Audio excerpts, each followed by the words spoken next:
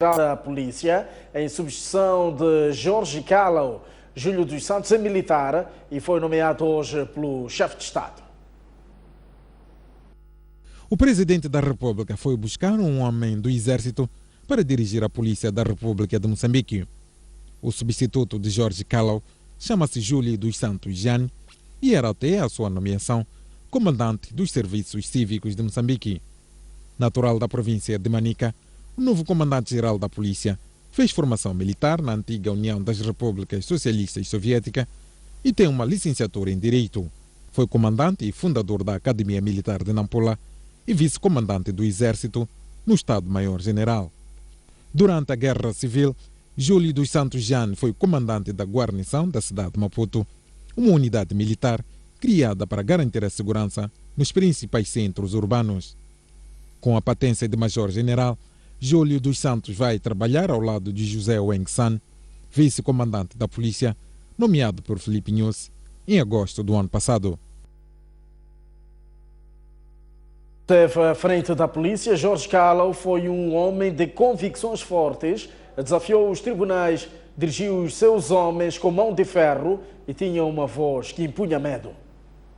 O problema teve início em junho de 2015, quando os primeiros moçambicanos chegaram ao Malawi em pequenos números, em números reduzidos. Todavia, este número foi aumentando de forma quase exponencial, sendo que compreendia essencialmente mulheres e crianças. Missões do governo em Capizi. A primeira teve lugar em janeiro de 2016 e foi realizada por uma equipa constituída por funcionários do Alto Comissariado de Moçambique, no Malawi, que se deslocou ao centro de Capizi. Há 4 centros, mas os outros 3 não têm grande expressão. O de Capizi é que é o centro principal e o que tem chamado a atenção de vários quadrantes. E na altura constatou que existiam cerca de 3.000 pessoas. Portanto, o número fornecido por quem estava a gerir o centro foi de que eram 3.000 pessoas, mais coisa, menos coisa. Em fevereiro, a 4 de fevereiro, foi uma segunda missão chefiada pelo Alto Comissariado de Moçambique no Malawi e incluía membros do Governo Provincial da TET, representantes do Instituto Nacional de Apoio aos Refugiados, vulgo INAR, e do Instituto Nacional para as Comunidades no Exterior, vulgo INAS. Este grupo, naturalmente, também deslocou-se ao centro e, na altura, o número que foi dado foi de cerca de 4.000 pessoas. Mais precisamente, 4.024 pessoas.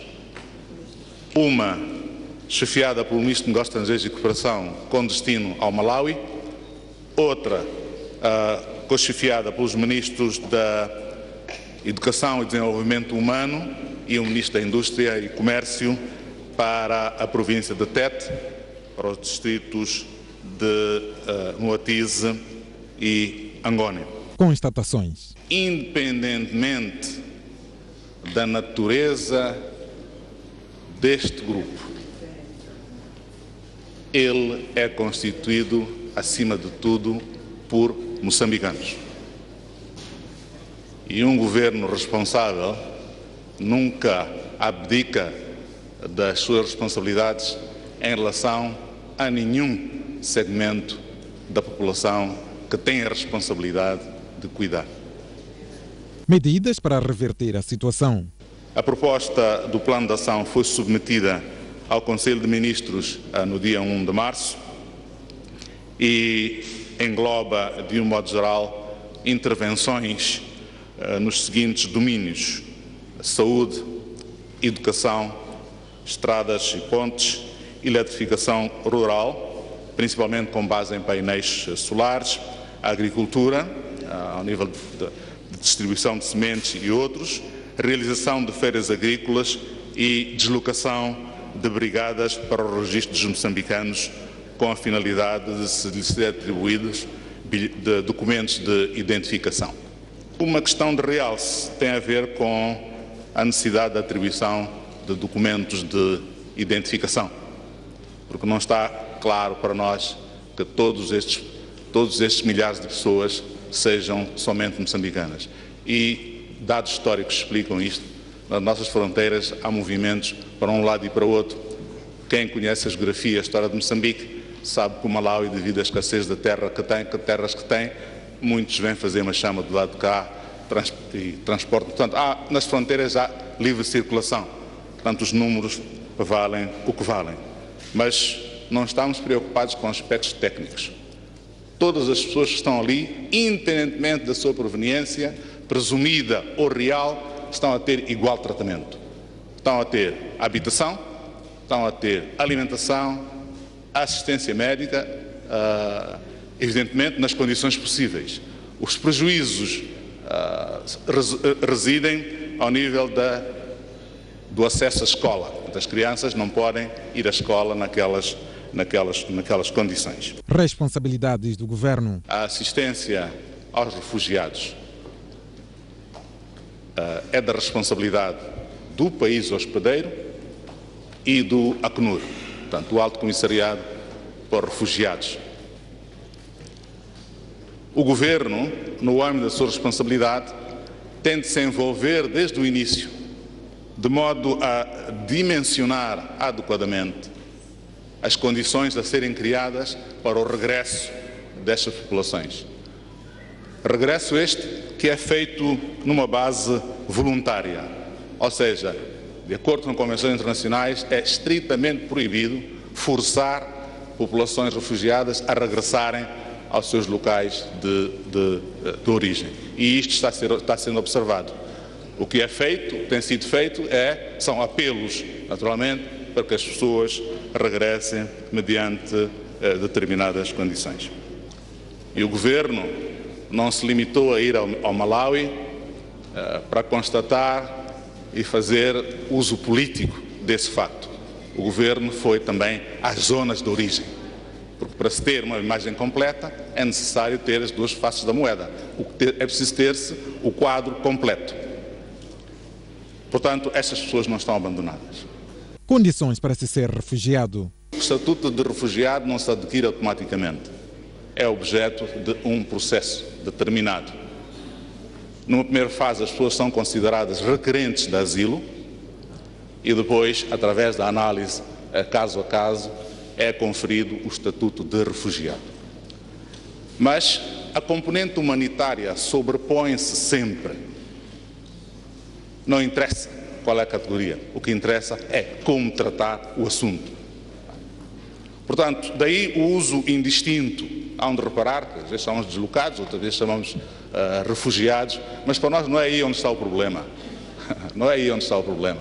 O nosso problema está no tratamento humanitário dessas pessoas e no desejo que temos de as ver regressar voluntariamente ao país para jogarem o papel que se espera de cidadãos responsáveis, cidadãos envolvidos, cidadãos com história ligada aos locais de onde vieram. Para o estatuto de refugiado é preciso expurgar, ou seja, retirar os que estejam acusados de subversão ou de crimes de delito comum. Portanto, refugiados só são quando comprovadamente há razões de natureza política ou de segurança que os tirem de lá. E este é um aspecto que ao qual convém prestarmos atenção. Porque normalmente, antes do refúgio para o estrangeiro, há deslocação dentro do país. Por isso é que nos conflitos, o maior número de pessoas fora do seu local normal de habitação são os deslocados, aos milhões. E foi a nossa experiência aqui. Nós tivemos milhões de deslocados e um número muito inferior de refugiados. E o conflito foi da dimensão que nós conhecemos. Nas atuais circunstâncias, não faz sentido que o número de refugiados seja superior ao número de deslocados. A matéria que o nosso caro telespectador acaba de acompanhar dá conta de que o Ministro dos Negócios Estrangeiros reafirma que os refugiados que estão no Malawi são sim moçambicanos. Segundo este, constatou quando visitou o campo de Capize. No entanto, Baloi diz que há uma necessidade de compreender as causas que os levaram a ir ao Malawi e não a procurar outros locais seguros dentro do país. Considera ainda que as questões humanitárias, do momento, sobrepõem-se a todas as outras. Vamos acompanhar agora a matéria que dá conta de que os deputados da Frelimo na Assembleia da República insistem que a Procuradoria-Geral da República deve agir para ilegalizar a Renamo por ela ter homens armados e perpetrar ataques. Exigem ainda que o governo congele o financiamento àquele partido por estar a usar fundos públicos para financiar os ataques. A instabilidade político-militar dominou o debate na Casa Magna do Povo, onde os deputados voltaram a trocar acusações sobre os responsáveis do clima tenso que se vive no país. Os moçambicanos exigem que a PGR responsabilize os atores da instabilidade. Aliás, o governo também deve suspender de imediato a atribuição de verba à Renamo pela sua representação na Assembleia da República, pois esta serve para alimentar a logística da máquina de guerra, para vermos se vão ressuscitar o Ian Smith e o Apartheid para financiar a sua guerra, como foi ontem. E eu reitero à Procuradoria-Geral da República para que acione mecanismos legais, de modo a evitar que a Renamo esteja a fazer política e, ao mesmo tempo, esteja a desempenhar papéis de associações para delinquir. A instabilidade no país tem nome, e esse nome é Renamo. Senhor Presidente da Assembleia da República, o elevado custo de vida que um deputado aqui falou, aqui na cidade de Maputo e outros pontos que eu não posso me referir, também tem nome, é Renamo. Não faz sentido e é lamentável comprar armas para matar moçambicanos. Por que é que o governo da Frelimo não usa os mesmos recursos para adquirir comida, medicamentos, abastecimento de água e saneamento do meio, construção de novos postos de saúde, estradas e pontes, pagar salários condignos, de maneiras que os funcionários possam levar uma vida condigna? É momento de dizer que basta, basta, basta e basta do nosso povo continuar refém dos sequestradores com base nas armas. É chegado o momento de se respeitar o clamor das populações e devolver ao legítimo eleitorado a última palavra que legal e divinamente lhe cabe. O que o nosso povo quer é muito mais do que simples discursos.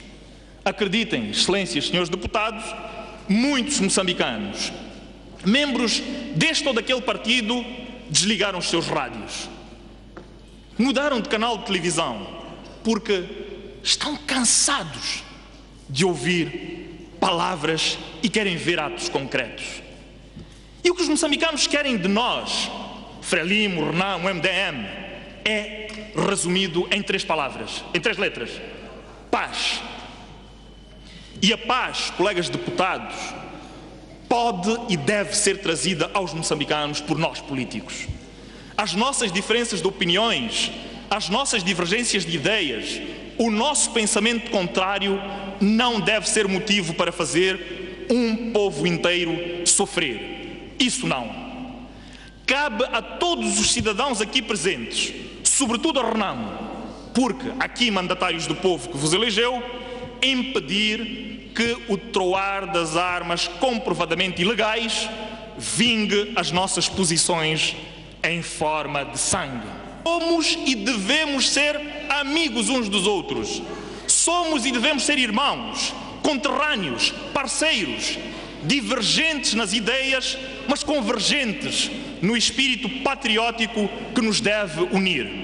Nesta casa, todos nós devemos lutar para que o povo veja em nós cidadãos úteis à nação, merecedores da confiança que nos foi depositada através do voto. Os mandatários do povo questionaram ainda o Executivo sobre as medidas em curso na redução dos efeitos da seca que abala a região sul, enxurradas no norte e que afetam milhares de cidadãos. Dados do relatório de Cessan indicam que cerca de mais de 100 mil pessoas ficaram desprovidas de alimento e água, isto só na província de Gaza. A seca e a estiagem afetam pessoas, animais, culturas em campo e, em razão disso, Gaza já perdeu mais de 174 mil hectares.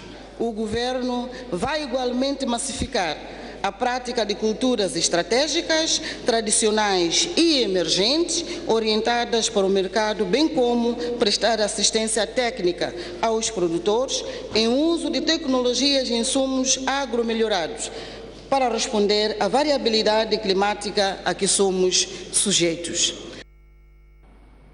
Vamos sair a esta altura para uma curta pausa. Voltamos dentro de instantes com o melhor da informação e análise, a mistura. Até já.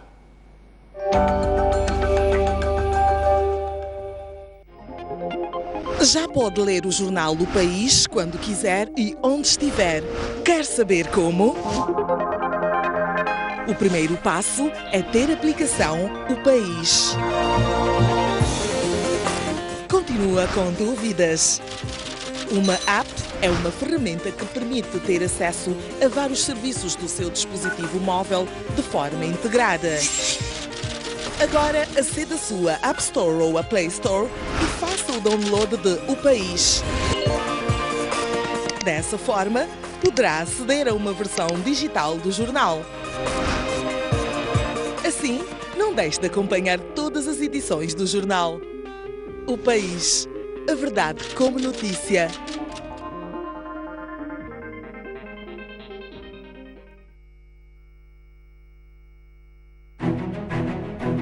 Mais um baú. Recordações, momentos épicos, momentos marcantes, grandes vitórias, campeões. Como é que o futebol começou na sua vida e o que é que foi o futebol? Eram todas equipas bem estruturadas com um futebol de se tirar o chapéu. A gente jogava aqui na Baixa, saía da Baixa.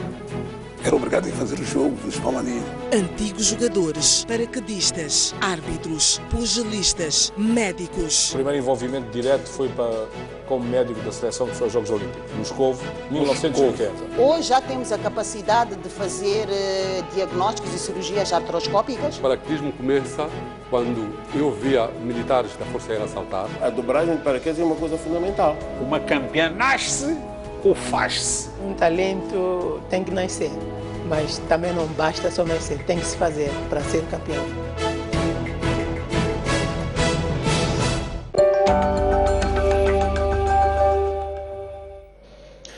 Uma vez mais, muito boa noite. Recuperamos a informação. Júlio dos Santos Jani é o novo comandante-geral da Polícia em substituição de Jorge Calao.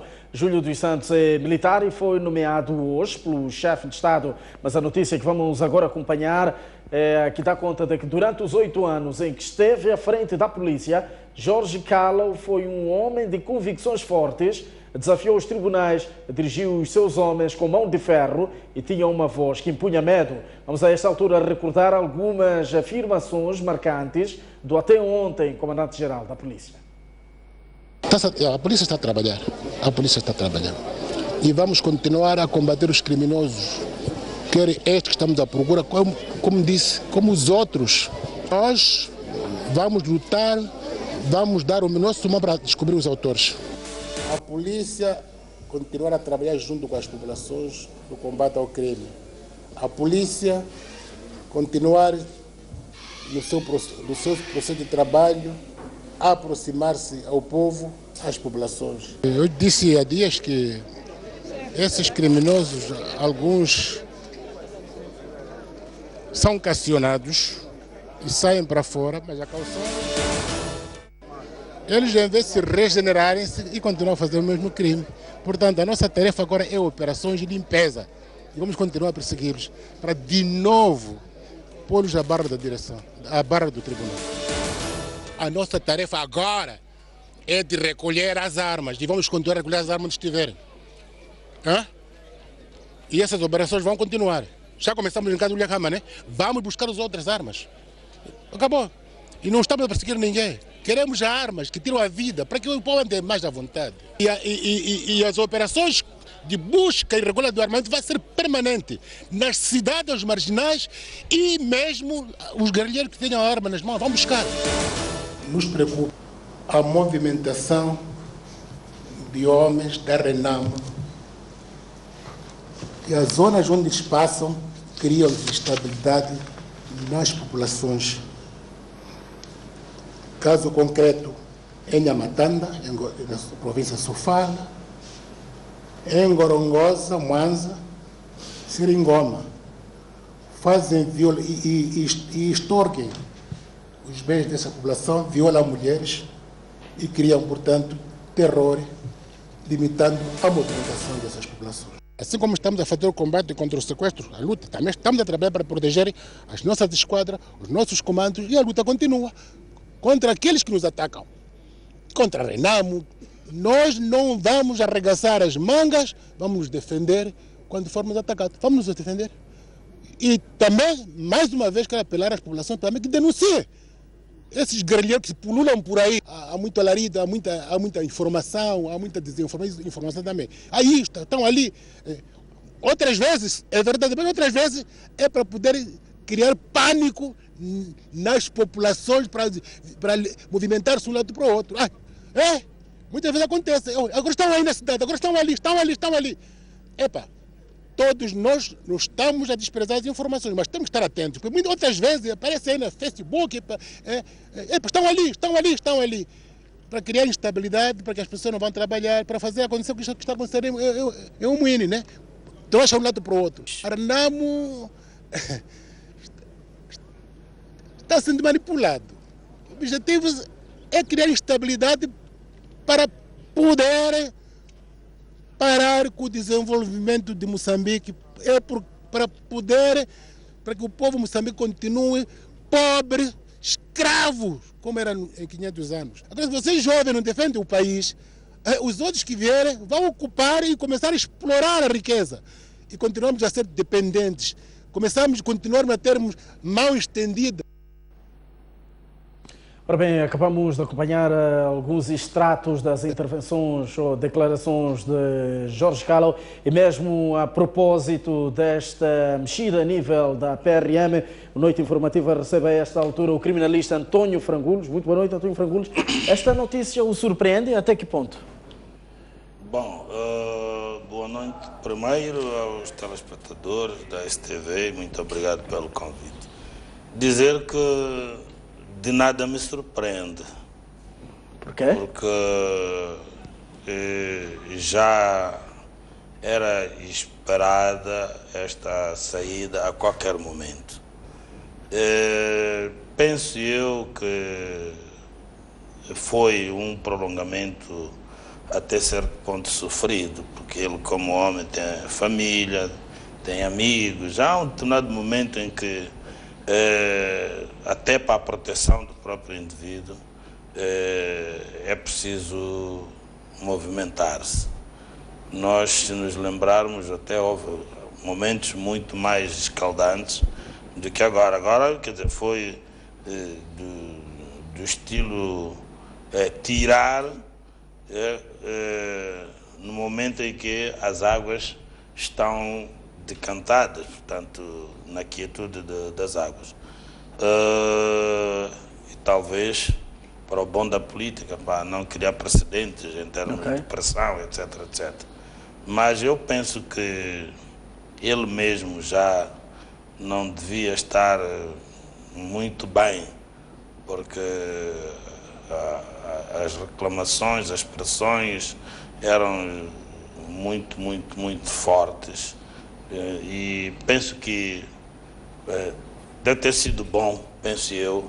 Pode não ter sido para ele pessoalmente, porque pronto, ele é que jurou, ele é que ia aos embates, mas para a família eu penso que foi, para os amigos e tudo mais. Eu penso que foi. E que relatório é que Jorge Calao faria destes 8 anos na linha da frente da PRM? Seria comissão cumprida? Subjetivamente faria um relatório positivo. Agora, o cidadão, ou dando, digamos, outra pessoa exterior a ele, né, para fazer o relatório, se calhar não faria o mesmo relatório positivo. Por quê? Não tivemos 8 anos de tranquilidade sob a égide de Jorge Callow? Bom, também nem poderia ser de tranquilidade, mas entre prós e contras nós encontraríamos mais contras que prós. Quais seriam os contras? Nós vimos uma alta de criminalidade, nós encontramos uma alta de sequestros e uma resposta não a esperada, embora no contexto discursivo era tudo positivo, era tudo otimismo, mas no campo prático não era o que se via, e boa parte até dos que foram levados à barra do tribunal vieram a sair, embora algumas pessoas foram condenadas, não restam dúvidas.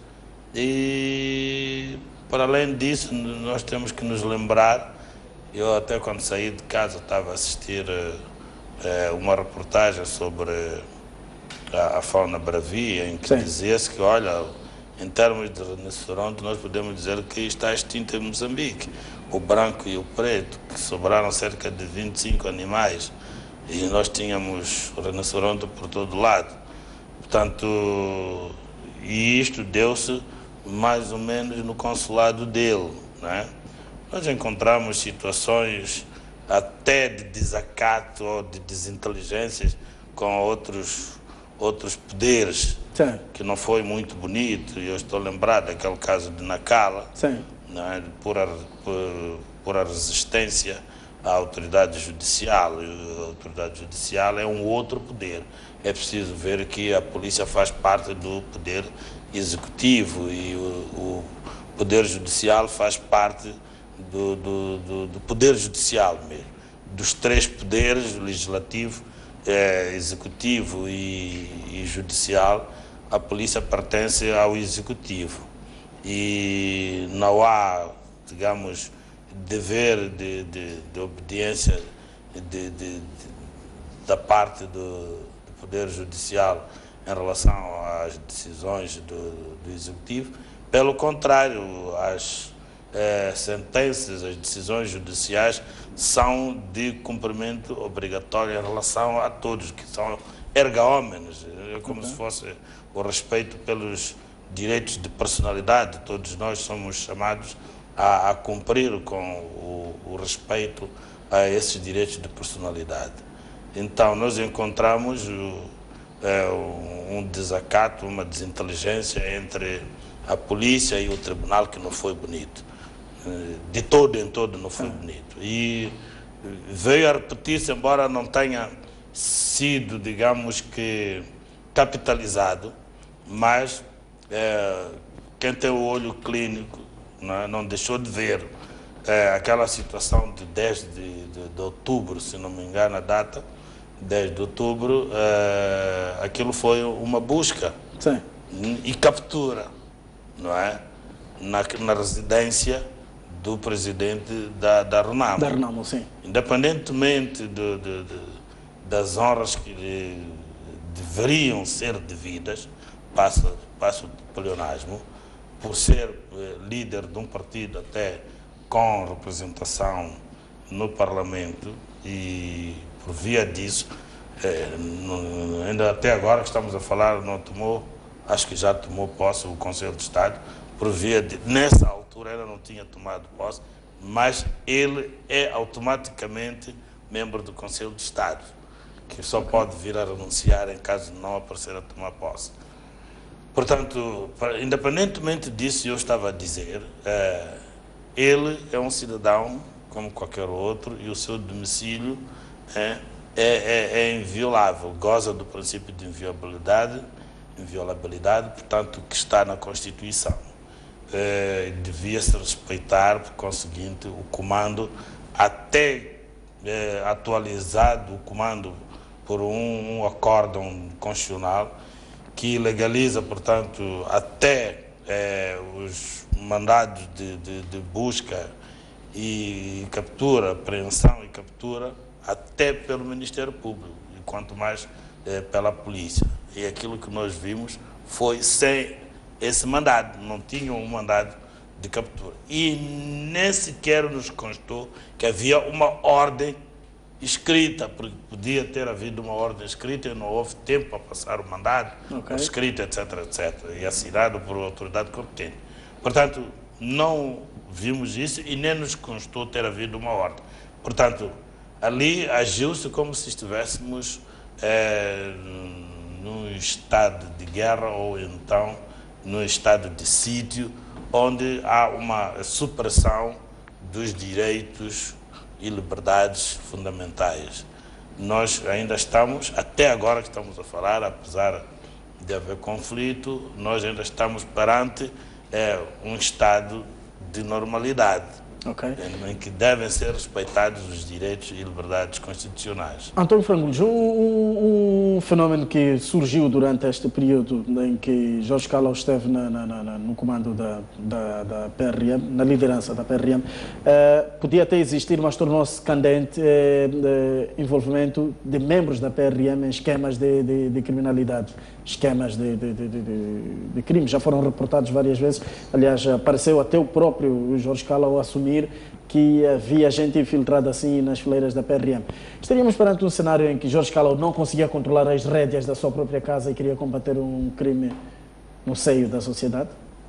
Bom, devo dizer o seguinte, que a existência de indivíduos que, vamos lá, violam a disciplina da própria polícia, da corporação, é um fenómeno natural. Talvez o não natural pode ser a sua existência, digamos, com uma intensidade, não é, pouco vulgar, que isso pode representar não muito bem o perder o controle, não é? Mas por vezes aquilo que poderíamos chamar, entre aspas, uma distração, porque o que é preciso é, de facto, criar, não é, estruturas competentes, portanto, dando-lhes competência, capazes, dando-lhes capacidade para poderem agir contra o fenómeno. E repare que um dos setores importantíssimos numa corporação como é a polícia é exatamente o setor de disciplina, controle e disciplina. Um polícia devia ter um respeito mais do que tem com o seu chefe direto ou um comandante mesmo, quando recebesse um agente do controle e disciplina. Agora chama-se inspeções, até sempre chamou-se isso. Mas as inspeções deviam ser órgãos atuantes, onde quem furar, como sou dizer, a disciplina policial, fosse chamado, mas não para ir mostrar dentes nem conversar, onde de facto a pessoa seria responsabilizada. E eu digo isto N vezes, nós formos a ver os filmes policiais americanos, nós conseguimos ver que quando o indivíduo é chamado ao controle e disciplina e há uma suspeição, até se for muito forte, até prova em contrário, ele é chamado a entregar os 3 símbolos da autoridade, que é o seu distintivo, a sua arma e as suas algemas. O cartão é um elemento substituído pelo distintivo. Aquele distintivo é a polícia americana, não é? Pelo menos nos filmes policiais, quando se apresenta-se com o distintivo e não com o cartão. E tem a pistola e tem as algemas. São os 3 símbolos que ele tem que entregar imediatamente. E quando ele é convidado pelo Departamento de Controle e Disciplina a entregar esses 3 símbolos, quando ele acaba aquela diligência, foi ouvido eventualmente. Quando sai, ele está suspenso. Ele sai mole. Consegues ler no seu semblante que ele já não está ali, está completamente vazio. Chega em casa, a família descobre que alguma coisa de errado existe, está a correr nele. Portanto, aconteceu alguma coisa de mal. E isto não quer dizer que resolve todos os problemas de corrupção e tudo mais, porque isto é sempre aquela luta entre o mais e o menos. Mas, pelo menos, há um temor. Há um temor pela lei, porque é com base na lei que aquele controle de disciplina funciona. Mas o que nós temos vindo a ver, e até certo ponto com uma certa intensidade, basta fazer-se um trabalho de base e perguntar-se aos cidadãos, claro que tem que lhes garantir anonimato, não é? Só recolher os depoimentos, eventualmente, nem imagens, nem nada. Há de reparar que está um folclore autêntico. Um folclore autêntico. O que está a acontecer hoje nas esquadras da polícia e outras unidades, na rua, não é? Eventualmente com a polícia de trânsito, com a polícia mesmo de proteção, vulgo cinzentinho, com a polícia camarária, tem acontecido das coisas mais torpes e contra o próprio cidadão. Quer dizer, o cidadão, nesta altura, é a maior vítima desta falta de disciplina, não é, policial. E, portanto, não é algo que tenha que ser o comandante em si a combater, mas é algo que o comandante que esteja em frente tenha que garantir que exista e com maior presença. Portanto, a partir do comandante da esquadra, que deve representar o comandante-geral, quando acontecer alguma coisa com os seus elementos, haver uma participação, a participação chegar ao setor devido e o indivíduo ser chamado e, ao ser chamado, ir para lá não à vontade. Eu, se me deram um parente, só vou contar uma coisa. Quando entrei na Polícia de Investigação Criminal, em 78, né, ainda havia aquilo que nós podemos chamar de reminiscências da disciplina que vinha já do tempo colonial. Existia o famoso segundo andar, que é onde morava, não é, o acervo dos inspetores e o gabinete do próprio diretor. Ali você podia vir a conversar alto. Quando chegava ali, era aquilo que se chama, que se diz químia, em Swahili, silêncio, como se estivesse a passar pelo cemitério. Quando chegasse no terceiro andar, o folclore continuava. Quando fosse chamado ao terceiro andar, e não era só para punição, eu lembro que 15 dias depois, alguns ainda estão vivos que sabem disso, 15 dias depois de eu ter passado porque eu comecei pelas operações, de ter passado para a instrução, eu era chamado para o segundo andar. O terror que existia, eu também fui com medo, mas afinal de contas, era para ir me perguntar se o Frangulos és tu, se sou eu. Parabéns, tens muito futuro. Vimos os teus processos bem elaborados, etc, etc. Eu ainda me lembro que era o inspetor Monteiro, que depois de sair da polícia foi para a Incatex, creio que ainda é vivo, da Beira. Estava o inspetor Pinto de Almeida, estava também o inspetor Pereira Jorge, se não me engano.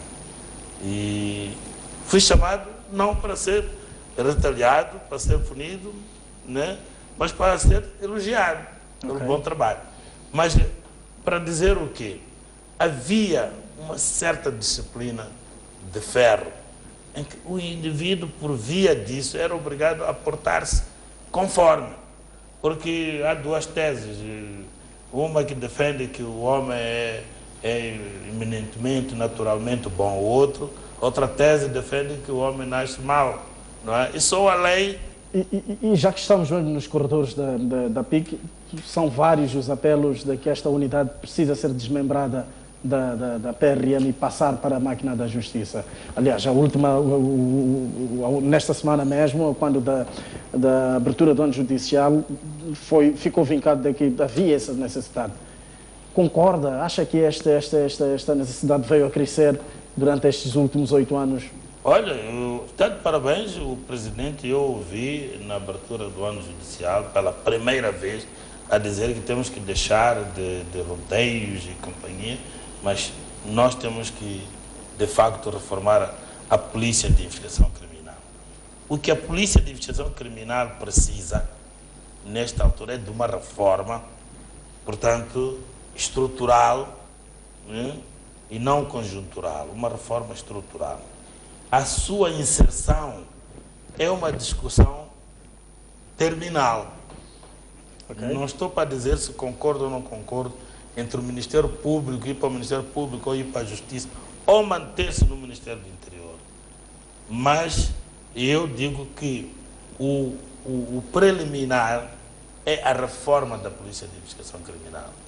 A reforma na lei que estrutura, porque há uma série de questões que têm que ser resolvidas, que uma vez resolvida, a Polícia de Investigação Criminal pode se manter no Ministério do Interior, sem problemas nenhuns, e sem interferências que é agora.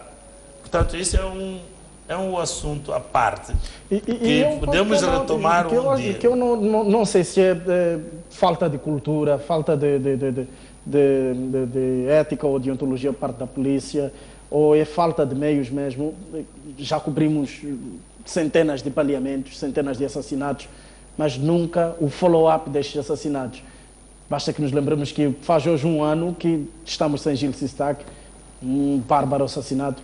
Nunca tivemos relatórios, percurso de um crime. As peças deste crime são estas, os detidos são estes. O que é que estará a acontecer no seio da PIC? O que está a acontecer é simplesmente esta desestruturação da Polícia de Investigação Criminal. A questão que está a colocar, todo eu é suspeito, sim, mas eu lembro que o Procurador-Geral Madeira, sim, quando foi do caso Cardoso, sim, um dia convocou, chamou-nos, eu, diretor Ramane, comandante Acone, creio eu que éramos os 3, não sei se os agentes com quem eu trabalhei diretamente também estavam, mas para perguntar, aliás, para perguntar não, informou que o Presidente da República lhe tinha chamado e perguntado o que é que está acontecendo. De repente estamos a marcar golos, quer dizer, está-se a trabalhar, sim, de repente está-se a marcar golos. E ele fazia a mesma pergunta a nós, o que é que está a acontecer? De repente estamos a marcar golos. Mas é preciso dizer que as pessoas para trabalhar existem. Qualificadas. Qualificadas. Olha, bem ou mal, muito ou pouco qualificadas, mas as pessoas existem. Há outro tipo de condições que podem emperrar a atividade. Quais são?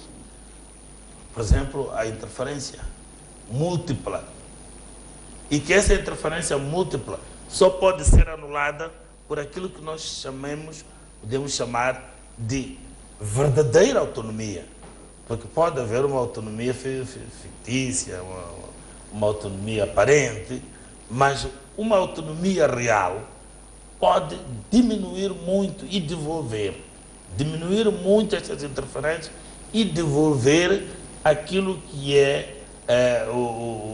digamos, a autoestima da Polícia de Investigação Criminal. Porque aqui é preciso dizer uma coisa. A Polícia de Investigação Criminal, no tempo colonial, não estava no Ministério da Administração Interna. Okay. Estava, por conseguinte, no Ministério da Justiça.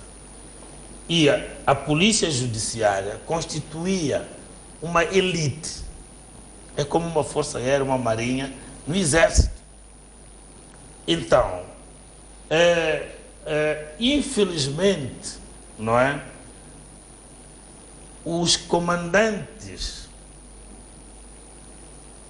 das polícias, onde no ponto mais alto tem um comandante-geral, mas temos aqui embaixo o comandante provincial da cidade, do caso do Maputo, 99,9% são polícias fardadas, portanto, que não vem desta polícia de elite.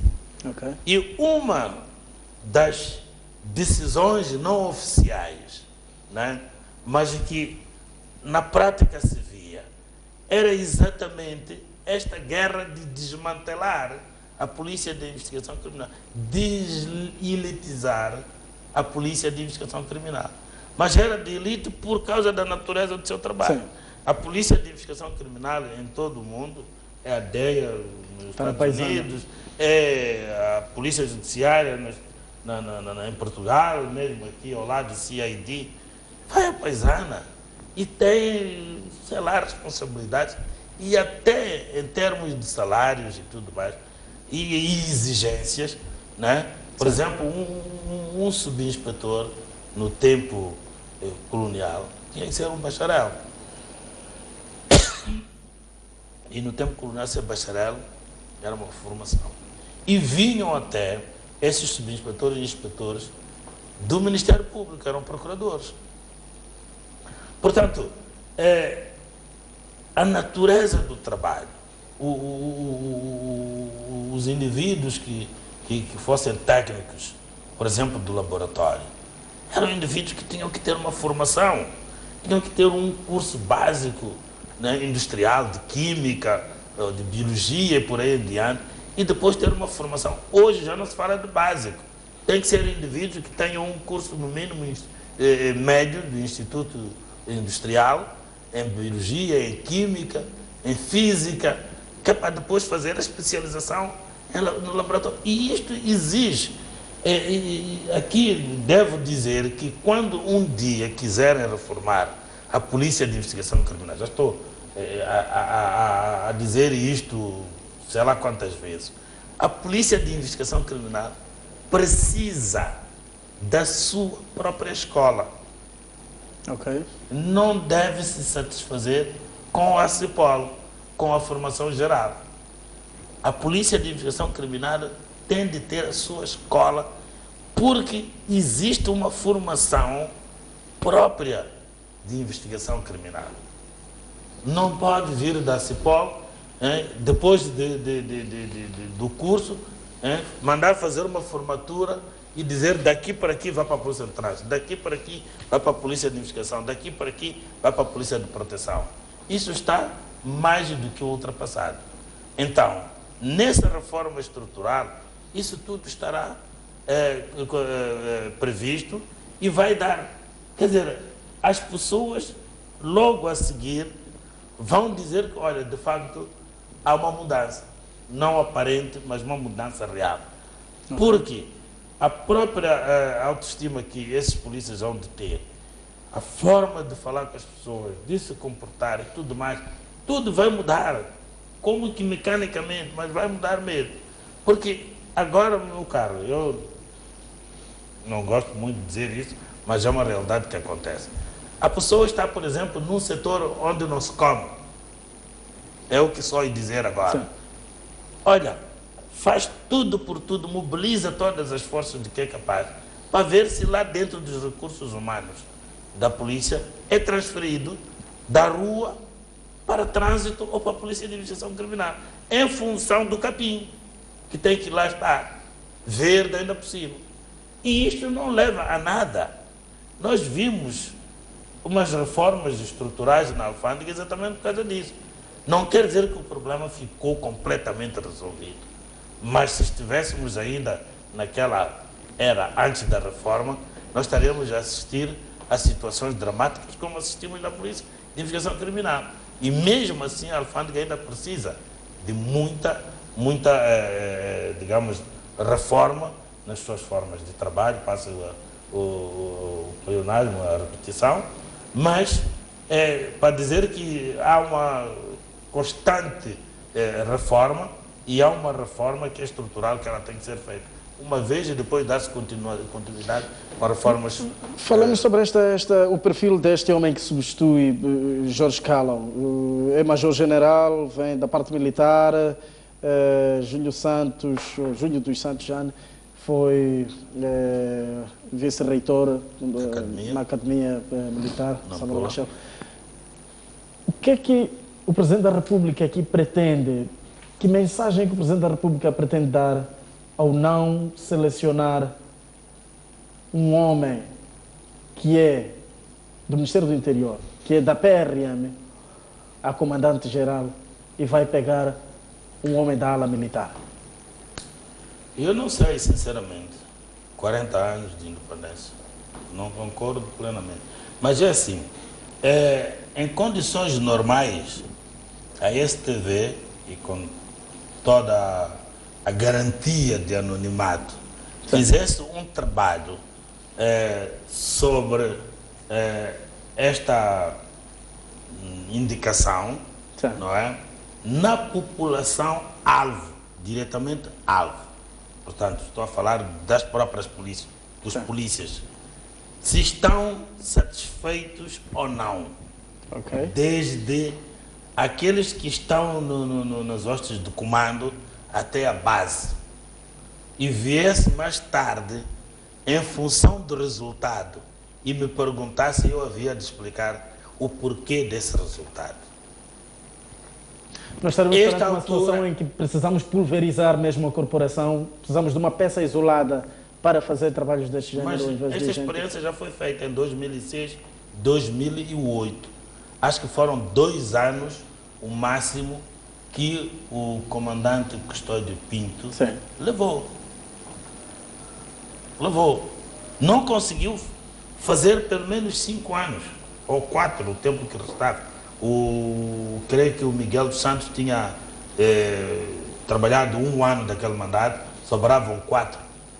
O brigadeiro, creio eu que é brigadeiro ou major-general, também já não me lembro, o brigadeiro ou major-general, Custódio Pinto, não conseguiu acabar o resto.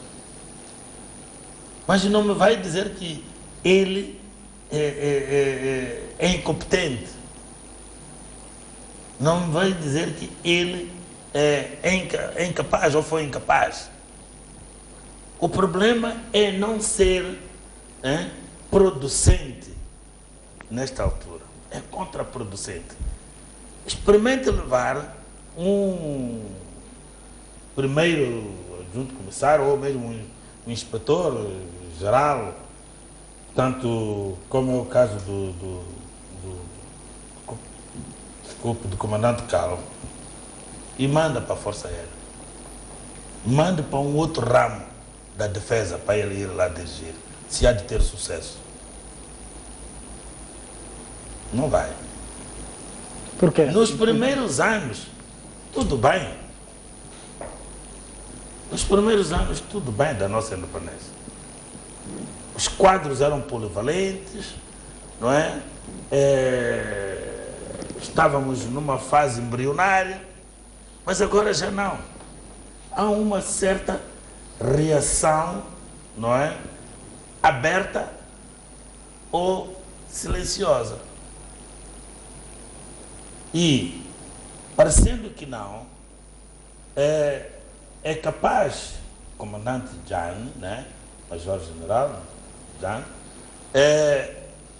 chegar a um ponto em que tenha que agir com uma certa disciplina militar, veemência, não é?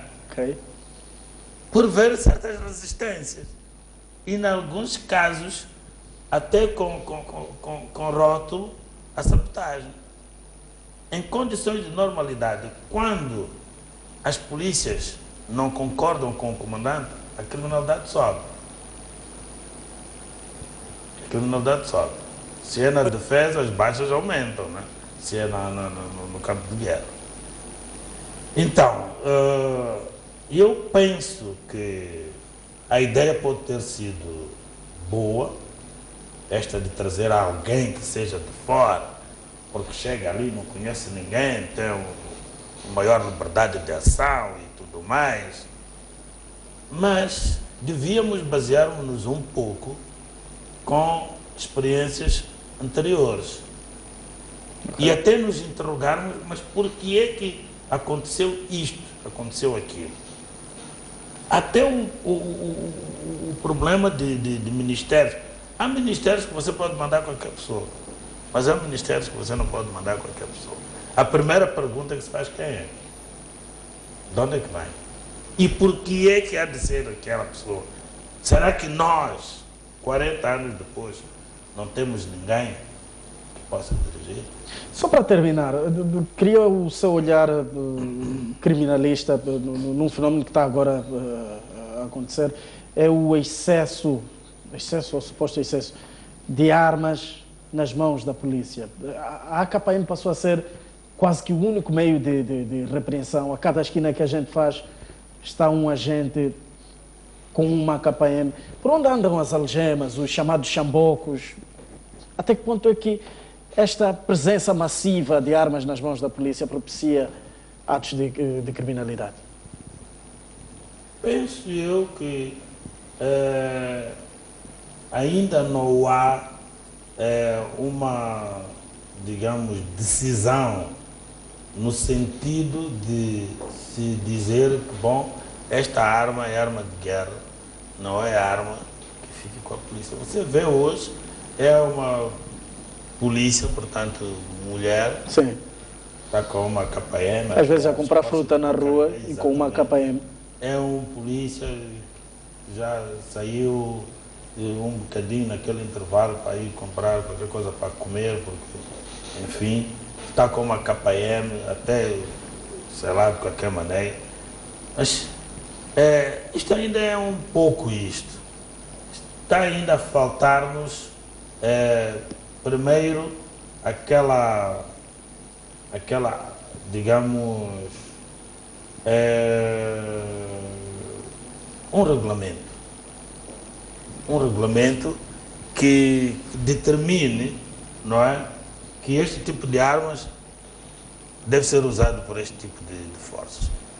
E estas forças que armas que vão utilizar implicam uma certa despesa. Sim. Comprar armas, não é? Pistolas, neste caso concreto. A polícia usa pistola. Se não, uma determinada polícia especial que vai ter que enfrentar grupos de criminosos, gangues de crime organizado, traficantes de droga, etc, etc. Mas, no dia a dia normal, não é? Usam pistola. E a arma, digamos, como a AKPM, justifica-se quando se trata de segurança do próprio quartel, o comando, no caso concreto, do centro, principal da academia, da esquadra, não é? Okay. E justifica-se, mas não como arma para andar com ela na rua, não é? E fazer patrulha com arma, neste caso concreto, uma KPM, ou então aquela semiautomática, o vulgo chiqualaquala, como se chamava, não é? Com baioneta e tudo, são armas de guerra. E fazer segurança, logicamente que se justifica.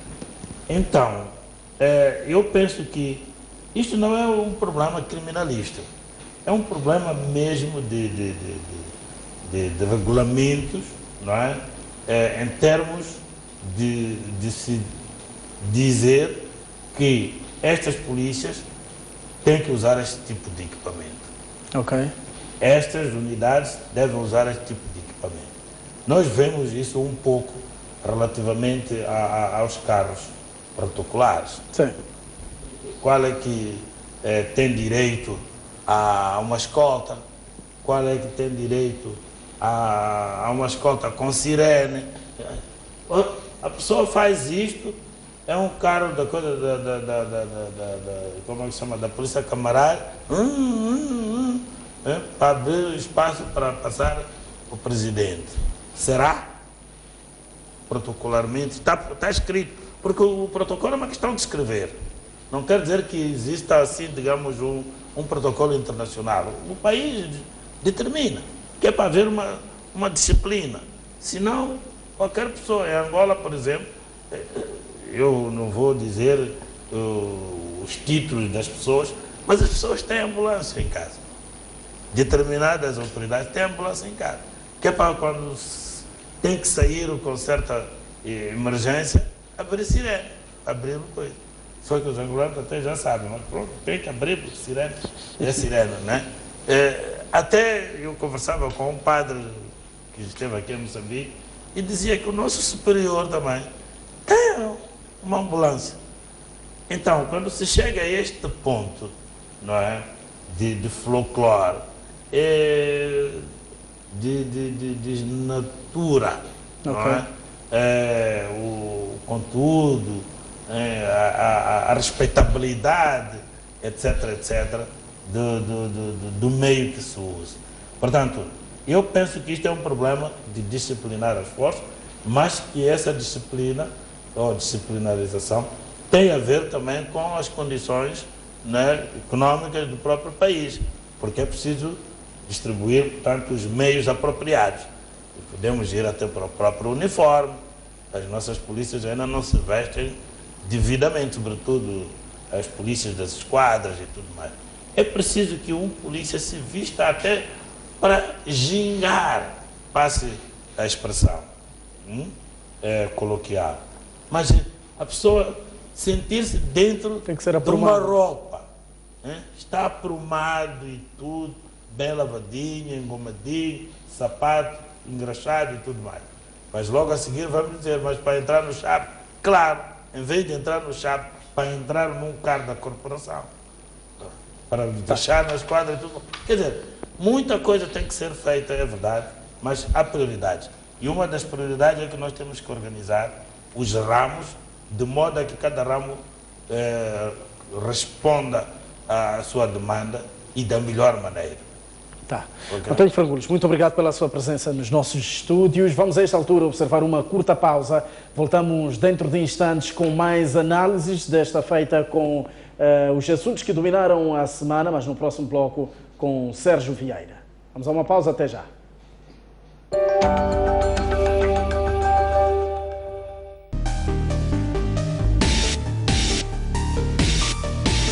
Senhor Abel, falamos a partir de Nampula, boa noite. Propostas concretas. Ninguém quer realmente a guerra. Onde a política sempre há conflito. É preciso debater para o bem do próprio país. Como resolver isto? Porque é um problema que nós todos estamos a passar. Mantermos a paz neste país.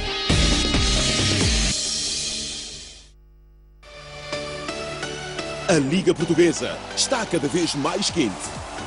Assista o grande embate entre Leões e Águias num jogo que pode ser decisivo. Dia 5 de março, Sporting Benfica, na Sport TV África, Canal 21. Assista em direto, em exclusivo e em alta definição, a Liga Portuguesa, na sua ZAP. O melhor que há é na ZAP que dá. Para mais informações, ligue para o número de apoio ao cliente. ZAP, a minha TV. Seja muito bem-vindo ao Vida Plena. Olá, paz. Ninguém jamais odiou o seu próprio corpo. Há quem diga que quem casa, quer casa. Há muita gente que, infelizmente, pertence ao partido de adiamento. Tenha certeza que precisamos da presença da paz. Será que o mesmo acontece quando falamos de reconciliação? Há muita gente que até diz que Moçambique está em paz.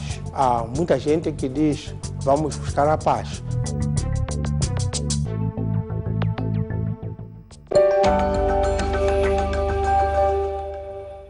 Estamos de volta à noite informativa e a esta altura para acompanhar os comentários de Sérgio Vieira. Qual é?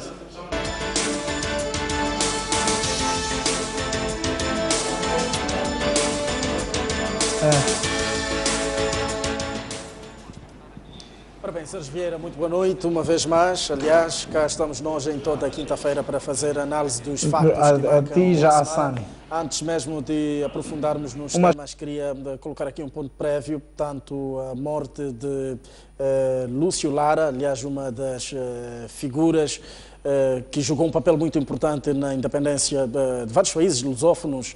Aliás, basta que nos lembremos que é da geração de Marcelino dos Santos e vários outros homens ou várias outras figuras que estiveram à frente da independência dos países africanos. Boa noite. Obrigado, boa noite.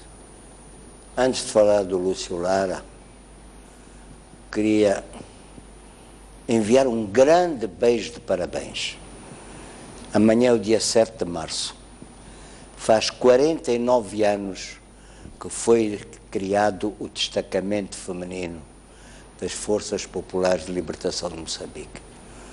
Algumas companheiras estão vivas, muitas já partiram, mas marcaram, companheira inseparável do homem engajado, como diz a canção. E depois da manhã, dia 8 de março, um novo beijo, Dia Internacional da Mulher. Por isso, pelo 7 de março, às nossas camaradas, pelo 8 de março, a todas as mulheres moçambicanas e às mulheres do mundo, um beijo. Perguntou-me do Lúcio Lara. Há uma geração que marcou a luta de libertação nacional na época moderna. Lúcio Lara acabou de partir. O funeral foi já ontem. Foi ontem, com 86 anos.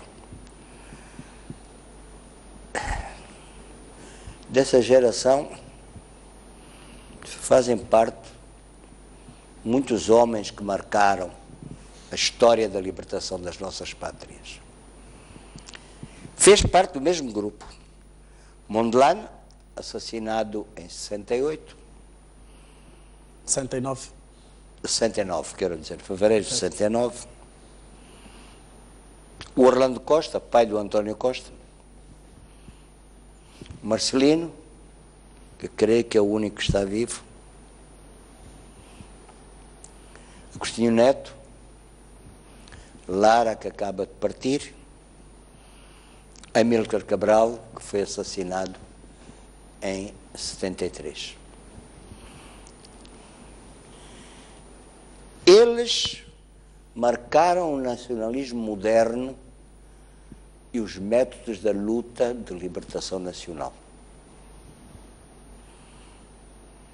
A luta de libertação nacional e o nacionalismo moderno encontraram grandes adversários, movidos pela ganância, movidos pela ambição, o racismo, a acusação que se fez contra Mondlane, que tinha brancos na Frelimo e a mulher dele era branca.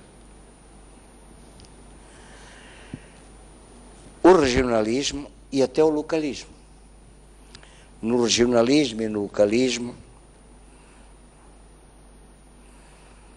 o assassinato de Amílcar Cabral em 1973. E até hoje, a Guiné-Bissau não se libertou dessa tragédia. Dos localismos, regionalismos, depois do assassinato do Amílcar, não sei quanto, não perco o número de golpes e contra-golpes de Estado, da transformação do país num corredor de droga, uma instabilidade permanente, uma miséria crescente. Mas isso também acontece aqui. O racismo, o regionalismo.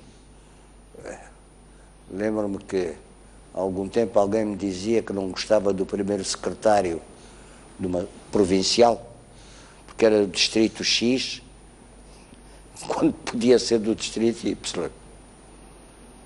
É estupidez. Não. Ele é que gostaria de ser. Há dias ouvi declarações que me parecem bastante falsas, por causa de uma eleição numa federação de atletismo, porque um dos candidatos, é um homem com grande experiência no desporto. Grande, de mais de 30 anos. Fala de atletismo ou do hóquei? Desculpe. Não quero dizer. Tá. Acontece que o candidato é de cor branca. E então alguém vai dizer, nunca poderemos aceitar um presidente de cor branca. Quantos jogadores há de cor branca, mestiça, de origem indiana, de tudo? E eu sei que nenhum atleta em exercício foi consultado. E há indicações que a gestão anterior está a ser objeto de um inquérito. Agora, o que eu quero dizer com isto, quando aparece-me alguém com declarações racistas, regionalistas, localistas, perguntemos sempre porquê. Corresponde a quem? Está a falar de que pureza racial.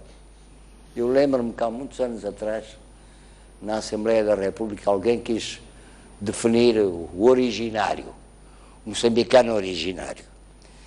E não disse se era de 4 costados, 8 costados, 16, 24, 48 costados. E levantou-se o nosso querido camarada, grande mestre Malangatana, disse, eu deixo de ser moçambicano. O meu avô veio da Suazilândia. E Chissano, que presidia a sessão, disse, eu também. Tenho um avô que veio da África do Sul. Purezas. Parece-me que os únicos grupos etnicamente puros, e por isso mesmo em vias de desaparecimento, são os pigmeus no Zaire, das florestas do Zaire ou do Congo, algumas tribos na Amazónia e alguns grupos muito pequenos de hotentotes. Tudo o resto desenvolve-se. Mesmo no gado, se tu cruzas sempre o mesmo tipo de animais, vais ter uma decadência. Tá. Vamos olhar para o nosso primeiro tema desta noite. Estávamos ainda num ponto prévio, aliás, estávamos aqui a falar sobre a morte de Lúcio Lara. Vamos olhar para a exoneração de Jorge Calao. Aliás, já tem um nome em substituição de Jorge Calao, mas antes de olharmos para o perfil do novo homem forte da Polícia da República de Moçambique, podemos olhar esta mexida, esta saída de Jorge Calao, aliás, numa semana em que a máquina da justiça e também da polícia foi praticamente criticada a quando da abertura do ano judicial. Como é que olha para esta saída de Jorge Calao? Primeiro, a abertura do ano judicial é tradicional e é nesta época. Infelizmente, para muitos, a justiça é extremamente lenta. Para outros, é ultra rápida. Depende da qualidade dos advogados, da qualidade das influências e intervenções. Há bastante ineficiência na luta contra o crime. A saída de Calao, antes de terminar o mandato, creio que surpreendeu poucas pessoas. Ok. Creio que surpreendeu poucas pessoas. Havia uma certa saturação. E haveria talvez alguns conflitos de interesse, porque um comandante-geral da polícia, que é sócio de empresas de segurança como se diz, não faz sentido. Mas há um conflito de interesses. Ficou praticamente de cal e pedra no comando da PRM e durante muito tempo, contra todas estas críticas. Um mandato e meio, parece. Nós carecemos de muitos meios de investigação. Sobretudo de investigação forense, medicina forense. Fala-se também na necessidade de desanexar a PIDE da PRM, a PIC, sim, e subordiná-la à Procuradoria. Faz-me um certo sentido. A saída de Calao não surpreendeu. E creio que a opinião pública, de um modo geral, não ficou surpreendida, chocada, revoltada. Na sua opinião, Sérgio Vieira, Jorge Calao deixa legado ou mazelas na corporação? da PRM? Creio que deixa muitas mazelas. Quais são? Há muita corrupção na polícia. E como dizia Samora, quando tens bife na boca, não podes falar. E quando os grandes te corrompem, os pequenos seguem. Qualquer pessoa tem essa triste experiência de lhe mandarem parar para pedir refresco. Por exemplo.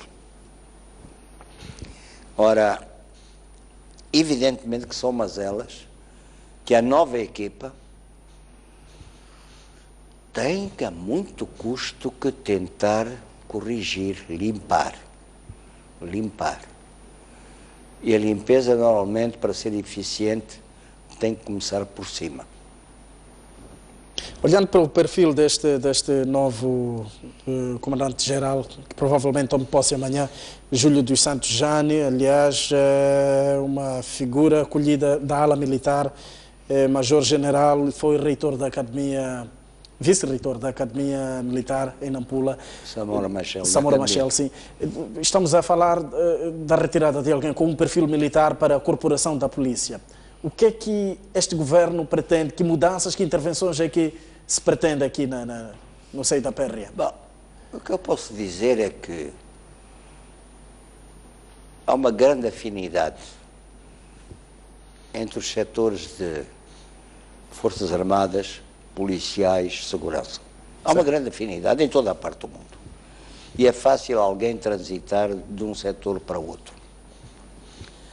O novo comandante-geral teve um bom desempenho na Academia Militar e antes, noutras atividades, e acredito que vai ter um esforço tremendo na limpeza da casa. Tem um bom adjunto, o Veng, e tem todos os elementos na equipa que me parecem bastante sérios.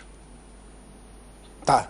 Vamos agora olhar para a situação dos refugiados moçambicanos no Malawi.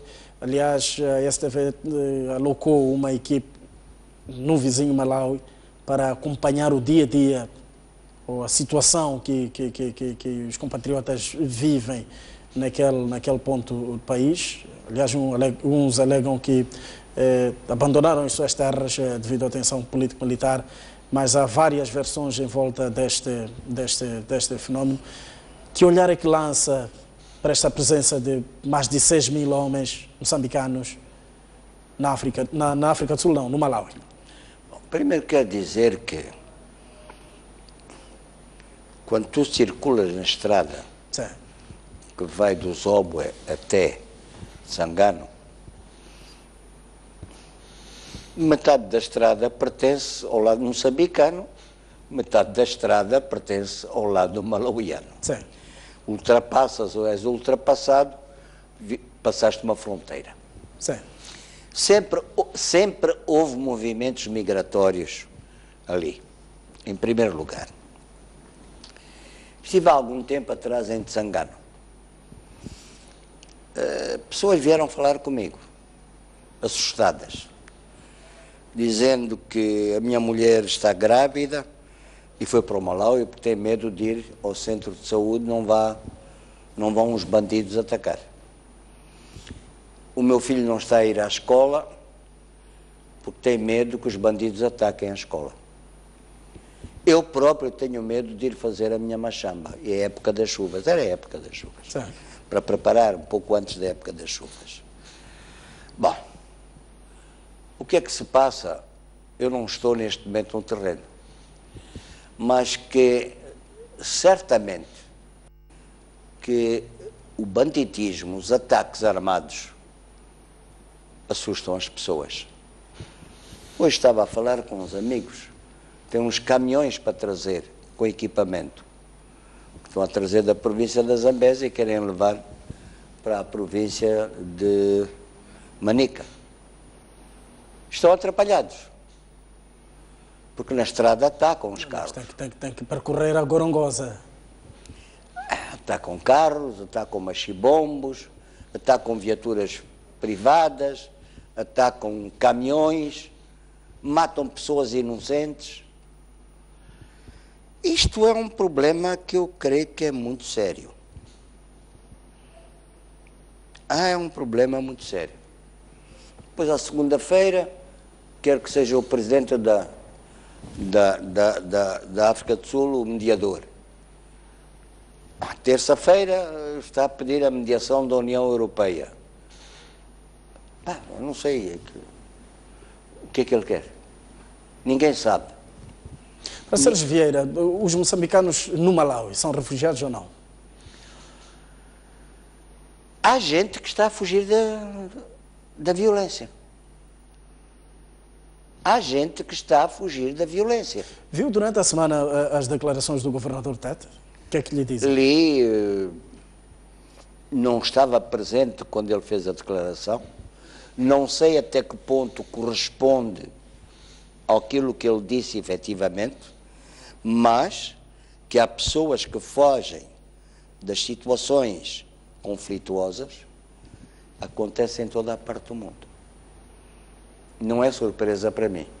De modo que há pessoas que saem ali daquelas zonas fronteiriças entre Moçambique e o Malawi para se protegerem, para protegerem as suas vidas, não sei até que ponto podem proteger os seus bens. Mas sem episódios de campos de concentração? Concentração? Tendas, acampamentos? Não, campos de concentração tem um outro significado. Acampamentos, fala de acampamentos. Acampamentos, tenho essa informação. Ouvi dizer que há campos de refugiados. Sim. Não estive lá. Tá, vamos olhar para o relatório da tragédia na piscina do Zimpeto. Aliás, essa semana passada estávamos aqui a questionar sobre com que linhas é que o projeto teria avançado, estávamos a falar sobre a garantia deste projeto e agora, esta semana, a comissão que esteve a acompanhar o inquérito deste processo veio aqui a revelar que há 2 culpados, que é o empreiteiro e o fiscal. O que é que isto lhe diz? Eu diria várias coisas. O Zimpeto, para mim, não é surpresa. Tivemos ali o prédio jato, em que os andares estavam mal postos. Sim. E houve 7 mortos. Felizmente, no Zimpeto, só tivemos um morto, embora uma grande figura em termos da natação nacional. Há quantos anos está-se a fazer o prolongamento, ou o dito prolongamento da Jules Nyerere?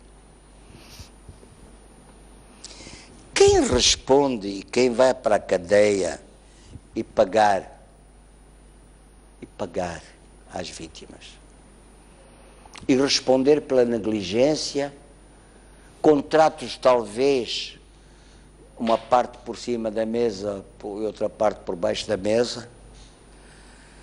Aparentemente há responsabilidades do construtor, segundo li hoje na comunicação social. Também me parece que há responsabilidades do fiscal da obra, mas há uma empresa que diz, não éramos nós os fiscais, eram outros. Essas coisas têm que vir a lume. E há que sancionar. Vi hoje também que os moradores daquele chamado bairro do Zimpeto, que foram construídas, Vila Olímpica, que estão a ser avisados que as casas estão mal construídas. Mas não é só ali. Não é só ali. Tu vais pela Marginal, tu entras na estrada para Marraquém e vês do lado esquerdo e direito construções, e algumas enormes, no meio de pântanos. O que é isso? Quem olha para isso? O que é construir no meio de um pântano? Tu podes construir no meio do mar. Há regras. As plataformas que tu vês no meio do mar têm regras. Agora, construir no meio dos pântanos.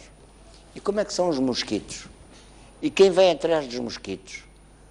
Não vêm os sapos? Não vêm as cobras? Não vem a malária? Não vem a cólera? Quem autoriza? Ninguém vê? Não há deputados da cidade, não há vereadores, não há uma idealidade. É tudo cego e surdo? Não. O que aconteceu no Zimpeto, talvez, eu vou dizer, não me surpreendeu. Tanto mais que o construtor diz aquilo Só tinha 1 ano de garantia. Como é que se faz um estádio com 1 ano de garantia?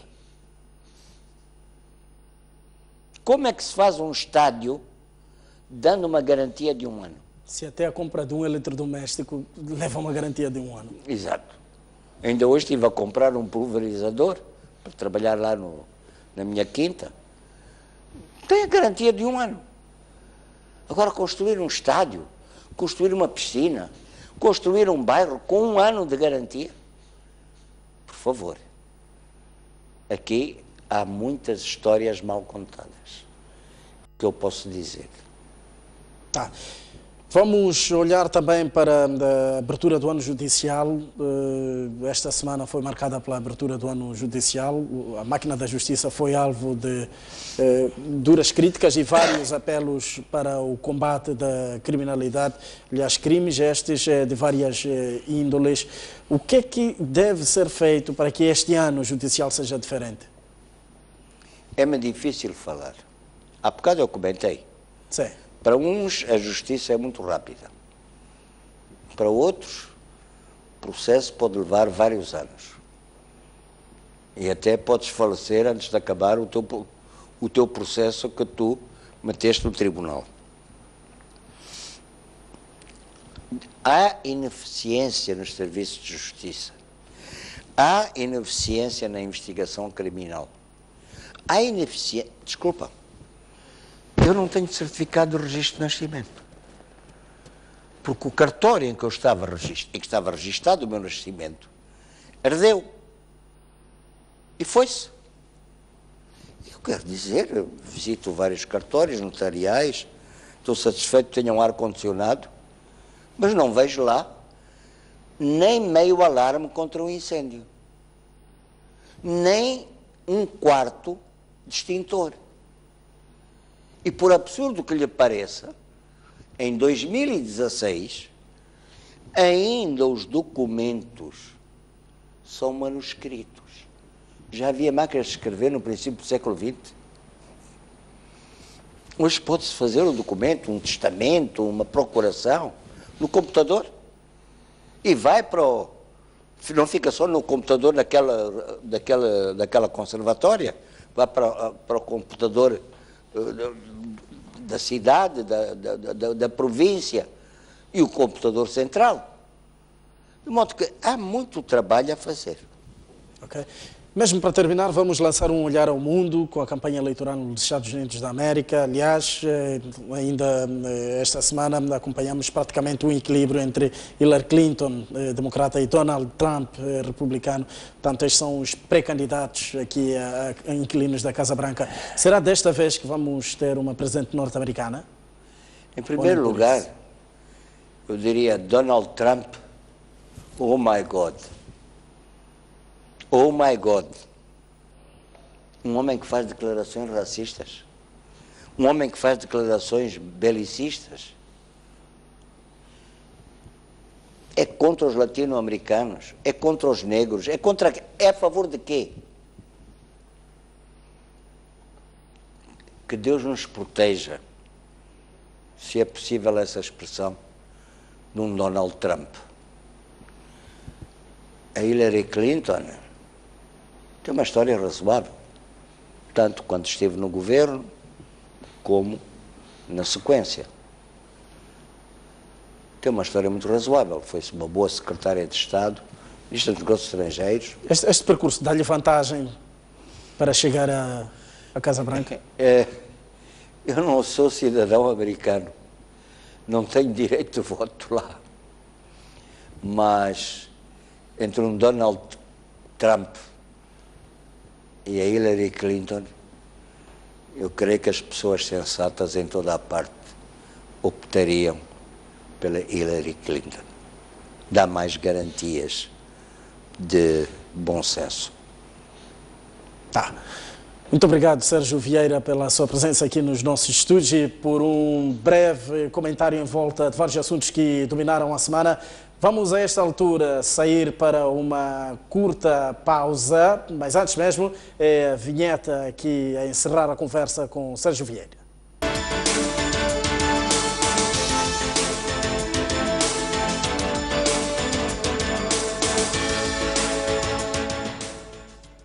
Agora sim, vamos a uma curta pausa. Voltamos dentro de instantes com o melhor de informação. Até já.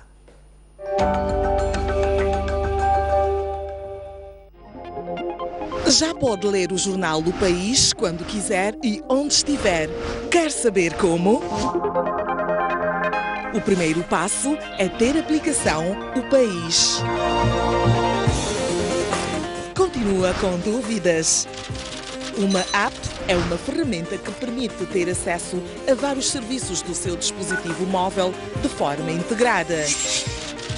Agora aceda à sua App Store ou à Play Store e faça o download de O País. Dessa forma, poderá aceder a uma versão digital do jornal.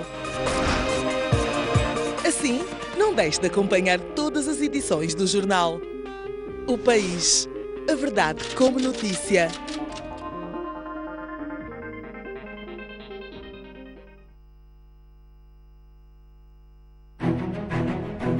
Mais um baú. Recordações, momentos épicos, momentos marcantes, grandes vitórias, campeões. Como é que o futebol começou na sua vida e o que é que foi o futebol? Eram todas equipas bem estruturadas com um futebol de se tirar o chapéu. A gente jogava aqui na Baixa, saía da Baixa. Era obrigado a fazer o jogo dos palaninos. Antigos jogadores, paraquedistas, árbitros, pugilistas, médicos. O primeiro envolvimento direto foi como médico da seleção que foi aos Jogos Olímpicos, Moscovo, 1980. Hoje já temos a capacidade de fazer diagnósticos e cirurgias artroscópicas. O paraquedismo começa quando eu via militares da Força Aérea saltar. A dobragem de paraquedas é uma coisa fundamental. Uma campeã nasce ou faz-se? Um talento tem que nascer, mas também não basta só nascer, tem que se fazer para ser campeão.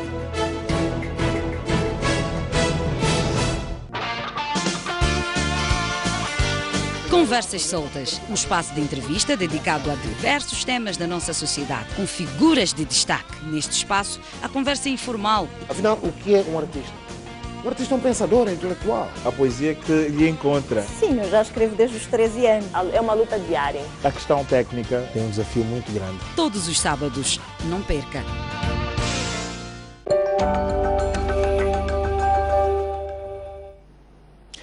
Uma vez mais, muito boa noite. Estamos de volta à noite informativa e vamos olhar para a atualidade nacional.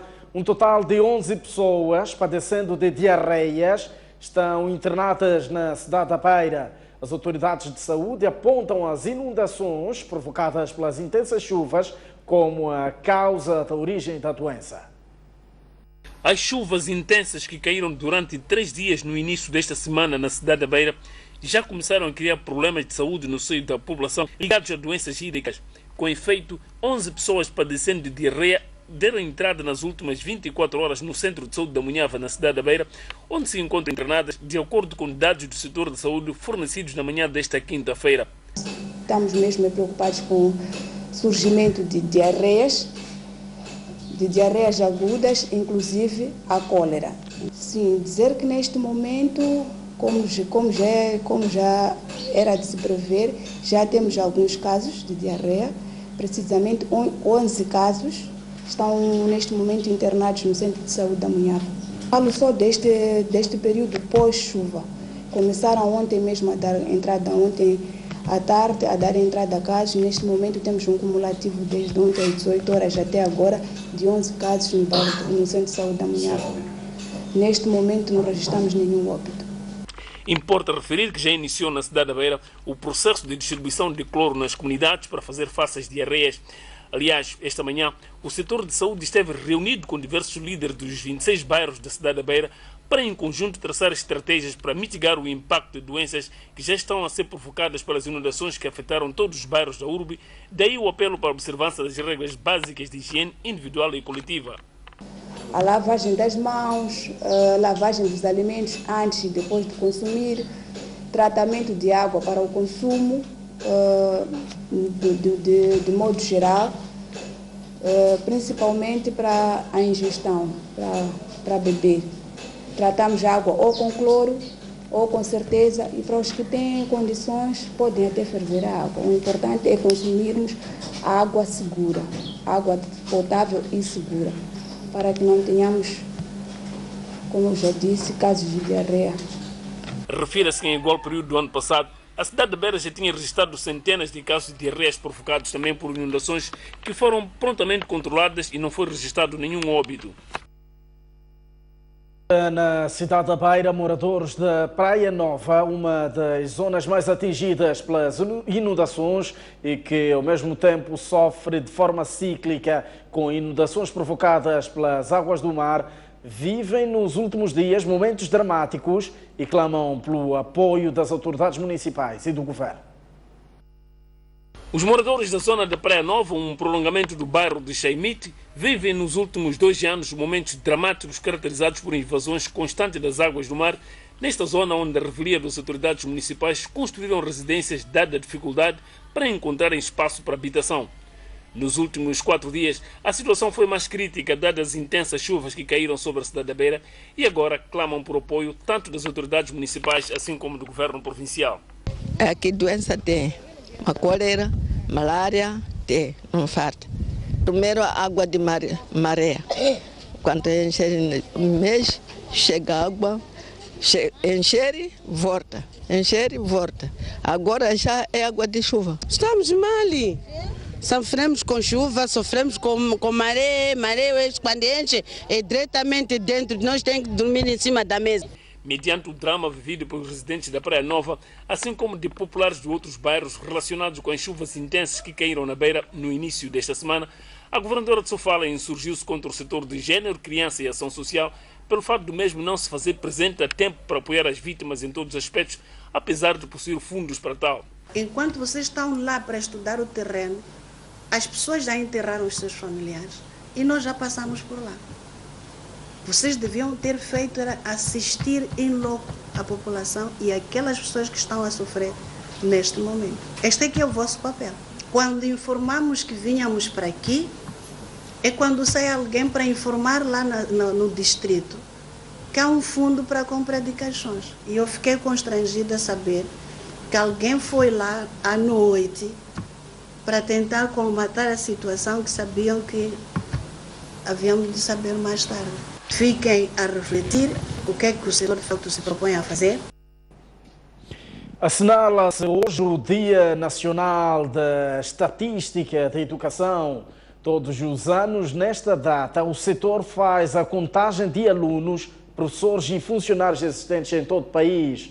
Em Maputo, a cerimônia foi dirigida pelo Ministro da Educação, Jorge Ferrão, e contou com a presença do Ministro do Ambiente, Celso Correia. A escola primária completa da Machava Sede na Serra da Matola foi acolhida para a cerimônia oficial da contagem de alunos. E porque o evento coincide com o Dia Internacional da Fauna Bravia, o Ministro da Educação, Jorge Ferrão, esteve acompanhado pelo Ministro da Terra, Ambiente e Desenvolvimento Rural, Celso Correia. De sala em sala, fez a contagem do número de alunos, com o objetivo de ter dados mais reais do universo existente no ensino primário e secundário no país. Na ocasião, o Ministro da Educação voltou ao passado e se sentou na carteira como aluno para ter uma aula sobre a preservação do meio ambiente, proferida pelo ambientalista Carlos Serra. O mar, não é? As valas, os rios, tudo desemboca no mar. E lá no mar, aquela mesma tampinha em contacto com água salgada vai se desfazendo, mas o plástico não desaparece, apenas se desintegra em bocadinhos cada vez mais pequenos, partículas de plástico. O que é que acontece depois? Os peixinhos, os caranguejos, camarão, todas as espécies que nós temos no mar vão consumir aquela tampinha e muita outra porcaria que nós jogamos para o mar. E quem é que come os peixes?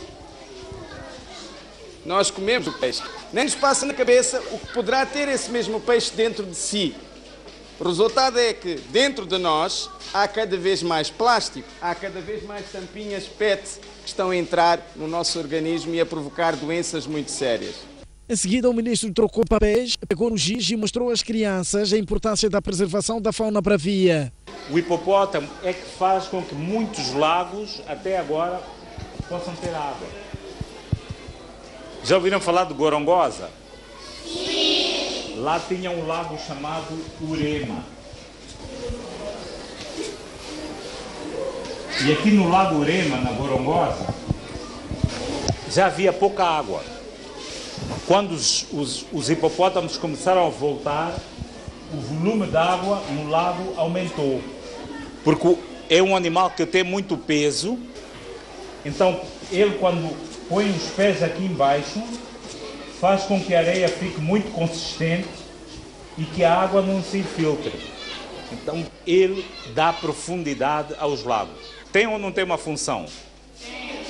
Ainda na escola, os alunos demonstraram alguns trabalhos feitos através de materiais reciclados e alguns desenhos de animais em vias de extinção. Jorge Ferrão disse que a contagem de alunos é muito importante para que o setor saiba melhor distribuir os fundos alocados às escolas. Na cerimônia, os parceiros da educação ofereceram 50 carteiras à escola primária completa, 12 de outubro.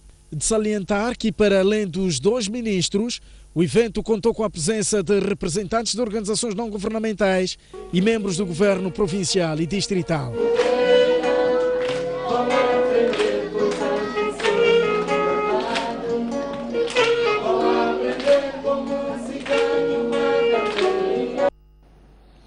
No mesmo evento, o Celso Correia, ministro da Terra, Ambiente e Desenvolvimento Rural, disse que só no ano passado mais de 300 pessoas foram detidas devido à caça furtiva no país. Para minimizar o abate de animais, o governante disse estar em discussão uma nova lei que prevê penas mais severas para os crimes ambientais.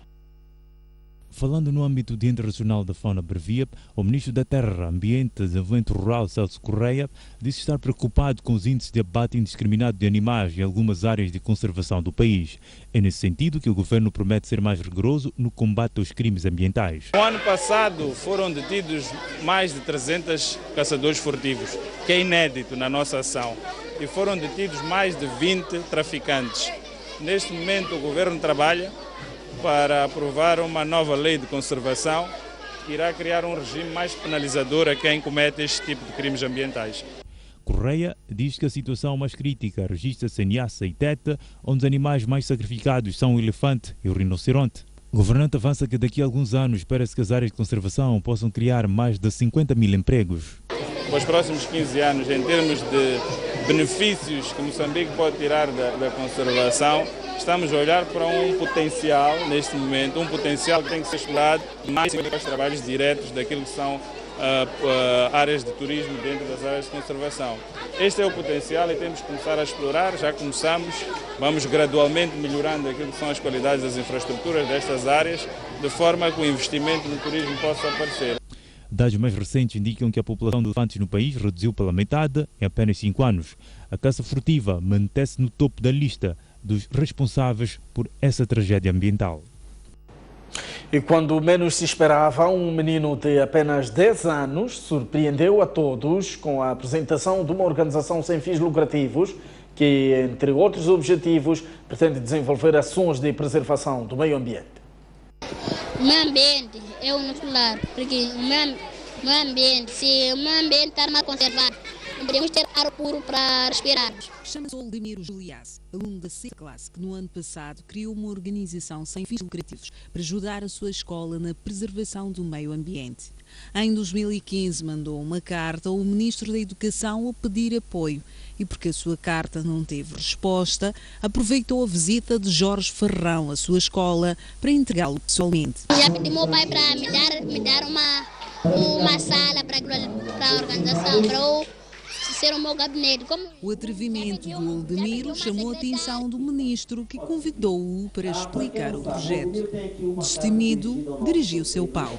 O projeto de reabilitação da escola é para conseguirmos, pelo menos termos uma escola boa, com recursos, pelo menos a escola, como já tem carteira, então só falta a reabilitação da escola. Como é de muito tempo, as salas estão rachadas, às vezes as portas estão estragadas, as janelas estão estragadas. Então, com a reabilitação da escola, podemos melhorar tudo isso. Podemos já ter condições mais boas para o estudo. Muito obrigado. À Câmara da ESTV, Oldemiro deu mais pormenores do projeto. Podemos usar os papéis, podemos apanhar e podemos vender para os agentes que fazem papelões, depois reciclam de novo. Podemos ganhar algum dinheiro para financiar para a escola. Então a escola pode ter algum dinheiro para habitarmos. E tem outro projeto de reciclação de bolsas, aquelas bolsas de leite. Então podemos usar aquelas bolsas de leite, cortando, tirar aquela parte de cima, para depois semearmos umas plantas. Como eu sou jardineiro, meu pai é jardineiro, também tem uma organização, então sei, aprendi com ele. E as suas ambições não param por aqui. Quer dizer, a casa de banho, podemos não destruir a casa de banho, mas reabilitarmos. Ali de fora, onde era de sair torneira, podemos colocar uma torneira, outra pintura, fica uma casa de banho nova. Além de destruirmos para gastarmos mais materiais, que esses materiais iremos usar para fazer sala.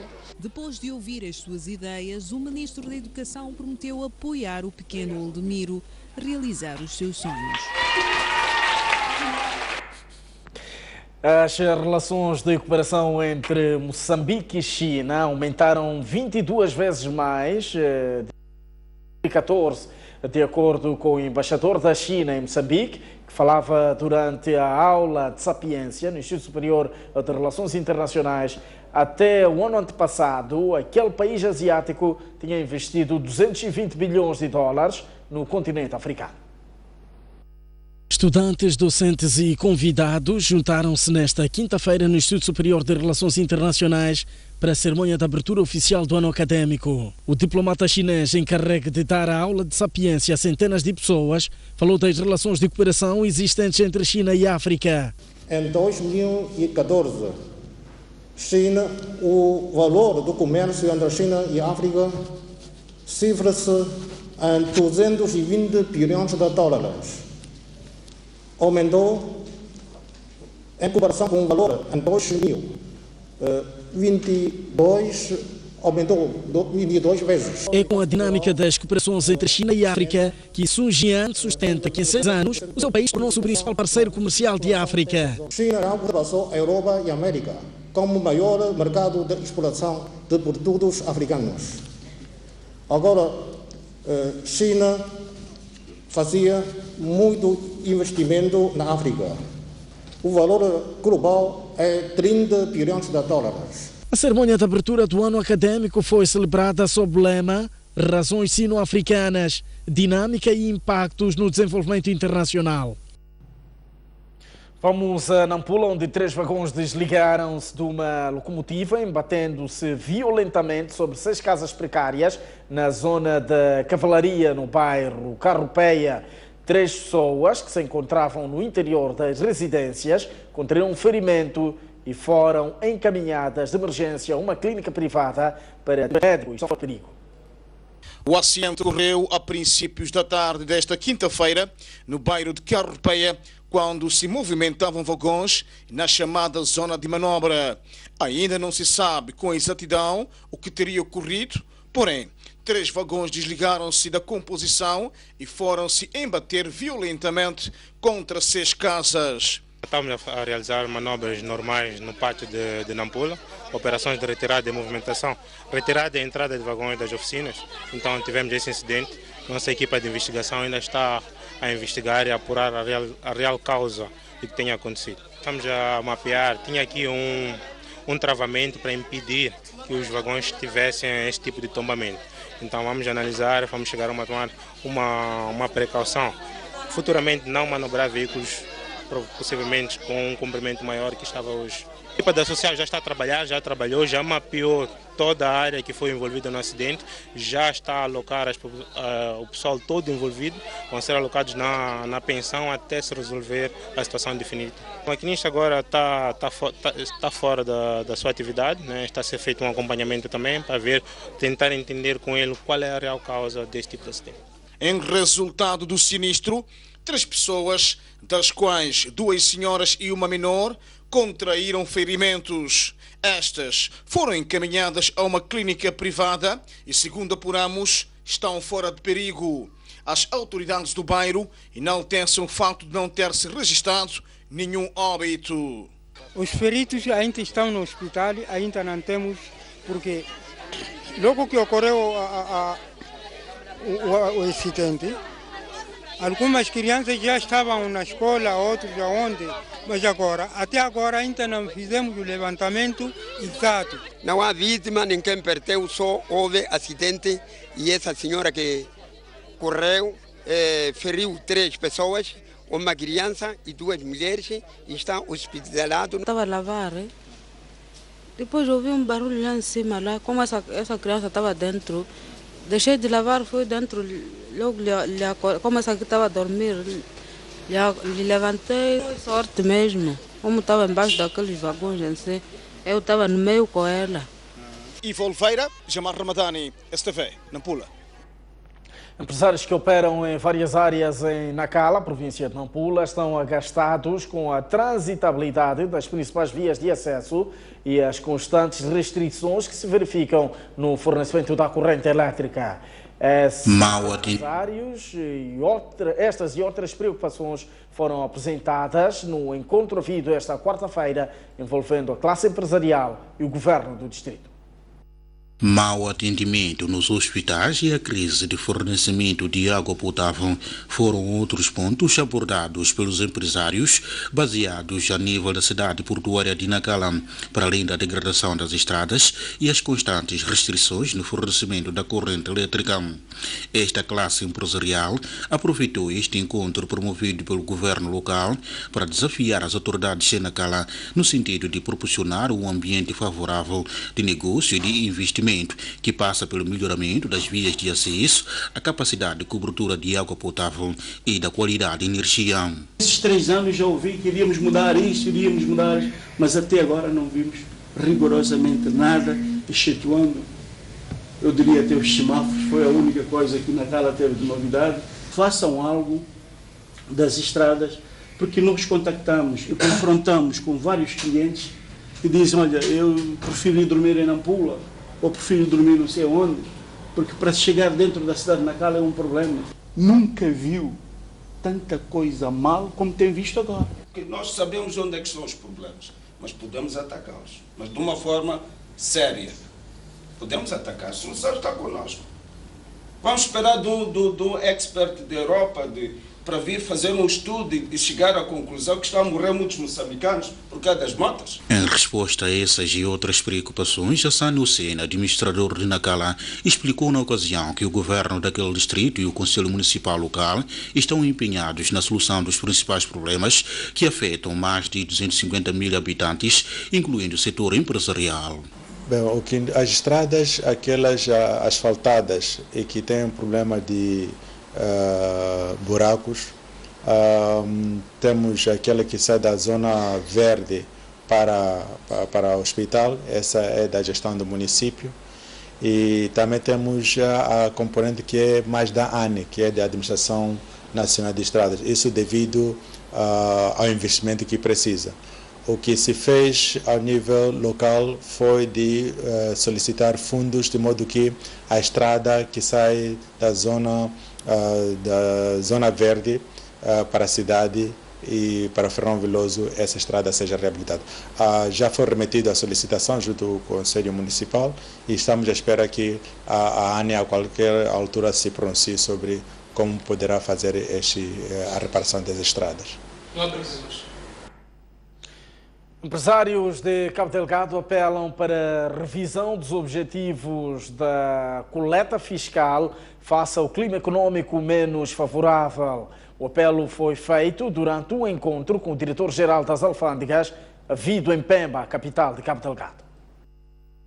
A classe empresarial sediada na cidade de Pemba, em Cabo Delgado, reuniu-se com o diretor-geral das alfândegas no quadro da sua visita de trabalho a esta província nortenha do país. Entre várias questões apresentadas, foi abordado pelos empresários o facto das autoridades estarem a subir as metas de receitas, o que aumenta o aperto ao agente econômico através da subida de alguns impostos, numa altura em que se registra um abrandamento econômico no país. Sem querer insistir rapidamente em relação à questão que eu coloquei inicialmente.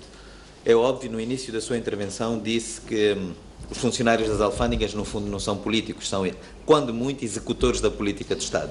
Portanto, eu compreendo o que me diz, o Orçamento Geral de Estado foi-lhe posto na mesa e assim cabe apenas cumprir. O que nós pedimos é que, na qualidade de diretor-geral das alfândegas, quando tiver interações com as pessoas que são responsáveis pela planificação e pela elaboração dos orçamentos de Estado, que transmita esta preocupação dos agentes económicos.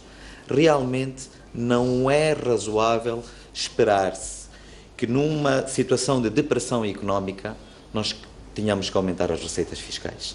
Não é razoável do ponto de vista económico. E aquele IVA que o empresário de Cabo Delgado paga lá ao fornecedor dessa província e que ele mais tarde vai entregar na sua área tributária, pudesse vir para Cabo Delgado, para também, tanto para Cabo Delgado e para as outras províncias a mesma coisa, que é para poder melhorar o desempenho das áreas fiscais. O diretor-geral das alfândegas explicou que a sua instituição cabe apenas cobrar os impostos aprovados pela Assembleia da República. Entretanto, sublinhou que não está a haver aumento de impostos. O que há é, digamos, uma subida, portanto, daquilo que são os planos de coleta de receita. Mas, como eu me referi durante a interação que tivemos com os agentes económicos, as metas são traçadas por lei, estão determinadas por lei da Assembleia da República e não temos como contornar essa situação, não é? Portanto, está determinado que o Estado necessita de determinado orçamento, é fixada, portanto, a meta daquilo que tem que ser cobrado e cabe a nós apenas proceder à execução para a cobrança dessa receita. O encontro com os empresários de Cabo Delgado marcou o fim da visita de trabalho do diretor-geral das alfândegas a esta província. O Instituto da Aviação Civil de Moçambique não confirma que os destroços encontrados na costa moçambicana pertencem ao Boeing 777 da Malaysia Airlines, que desapareceu em março de 2014, com 239 pessoas a bordo. A imprensa internacional noticiou a descoberta de um destroço no banco de areia de Paloma, perto de Vilanculo, sul de Moçambique, e que poderia pertencer à aeronave que fazia o voo MH370 entre Kuala Lumpur e Pequim a 8 de março de 2014, com 239 pessoas a bordo. As informações dão conta de que a peça contém uma inscrição no STEP, sugerindo que pode pertencer a um estabilizador horizontal da cauda do avião, e investigadores malaios e australianos que já viram as imagens do objeto dizem haver boas possibilidades de pertencer ao aparelho da Malaysia Airlines. O presidente do Instituto Nacional de Aviação Civil de Moçambique, João Abreu, confirmou que se trata de uma peça de avião, um material composto chamado honeycomb, usado nas estruturas das aeronaves, mas disse ser prematuro e especulativo estabelecer uma relação com o Boeing 777. As autoridades australianas responsáveis pelas investigações ao desaparecimento do avião da Malaysia Airlines já estão em contacto com as autoridades moçambicanas. A peça foi encontrada por um turista norte-americano que fazia um passeio a pé ao longo da costa de Vilanculo, província de Inhambane.